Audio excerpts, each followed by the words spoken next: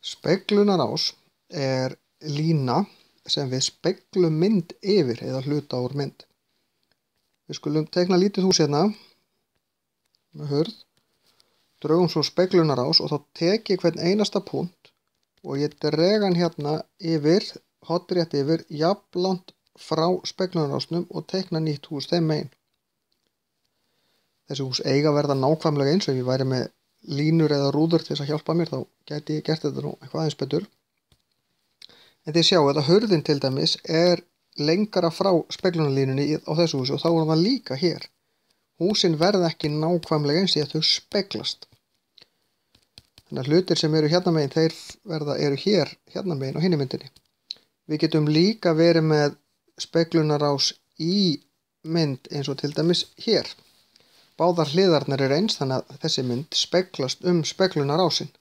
Og það eru margar myndir þannig að ég get dregið speglunarás í gegnum þær og sumar myndir eru meira að segja þess eðlis að það er að draga fleiri en einn speglunarás í gegnum þær.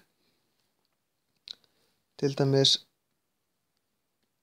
þessa mynd hér. Það er að draga speglunarás þessa mynd hér, hér, hér og hér.